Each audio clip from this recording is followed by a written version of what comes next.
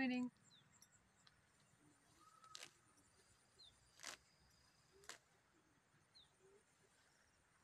చూడండి, ఇది గర్క అన్నమాట. మనము వాడుక భాషలో దీన్ని గర్క అని పిలుస్తూ ఉంటాము.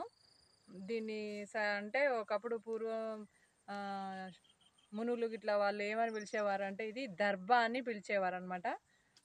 ఈ గర్కను మనం దేంట్లో వేసుకుంటాం తెలుసు కదండి. ప్రతి ఒక్కరం ఇప్పుడు మన ఇండియాలో గ్రహణం పడుతుంది కాబట్టి సూర్యగ్రహణమైన చంద్రగ్రహణమైన గ్రహణం రోజున ఈ గర్కను మనం ఇళ్ళల్లో వేసుకుంటాము. ఇళ్ళల్లో అంటే కూరగాయలు పండ్లు ఫ్రిడ్జ్లో ఏమైనా పెట్టుకుంటాం కదా, ప్రతి దాంట్లోనూ పెట్టుకోవాలన్నమాట.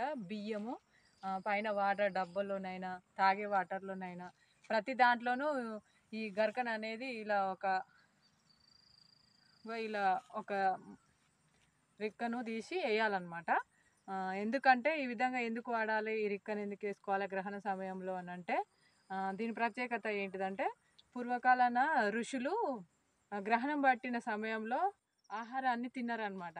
గ్రహణం పట్టిన సమయంలో ఆహారాన్ని తినడం వల్ల వాళ్ళు అనారోగ్యానికి గురైపోయారు. అప్పుడు ఋషులు ఏం చేస్తారంటే శంకరుని ప్రార్థించగా శంకరుడు ప్రత్యక్షమై ఏమంటాడంటే స్వామి, శంకర్ని అడుగుతుర్రు మునులు, స్వామి మాకు అనారోగ్యం అయింది స్వామి, మాకు ఈ విధంగా ఎందుకు జరిగిందో మాకు అర్థం కావట్లేదు అని శంకర్ని అడిగితే శంకరుడు చెప్తాడు, గ్రహణ సమయంలో విష పదార్థాలు వెలువడడం వల్ల ఆ ఆహారాన్ని మీరు తినడం వలన మీకు అనారోగ్యం అనేది జరిగిందని చెప్తాడు. అప్పుడు ఋషులు ఏమంటారంటే తండ్రి, మరి ఇలాంటి గ్రహణ సమయాలలో మరి మాకు అనారోగ్యం ఈ విధంగా జరుగుతుంటే మరి పరిస్థితి ఎట్లా అని అడగడం వలన శంకరుడు ఏం చెప్తాడంటే ఏం పర్వాలేదు, మీరు అవుపిస్తలేదా అయితే ఈ గర్కను శంకరుడు ఏమంటాడంటే మీరు ఆహార పదార్థాలు యూజ్ చేసి గ్రహణ సమయంలో ఆహార పదార్థాలు తినడం వల్ల మీరు అనారోగ్యానికి గురయ్యారని చెప్తారనమాట.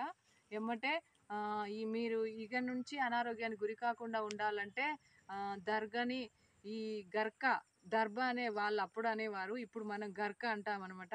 ఈ గర్కకు ఎలాంటి శక్తి ఉందని చెప్పారంటే గ్రహణ సమయంలో వెలువడే విష పదార్థాలను ఇది తరిమి కొట్టే శక్తి అనేది ఈ గరకకు ఉంటుంది. కాబట్టి ఈ గరకను ప్రతి ఒక్కరూ ఇంట్లో కూరగాయల్లోనూ ఇంటిపైన బియ్యము ప్రతి దాంట్లోనే వేసుకోవాలని శివుడు చెప్పాడు. కాబట్టి ఇప్పుడు ప్రతి ఒక్కరూ ప్రపంచమంతటా దీన్ని యూజ్ చేస్తున్నారు.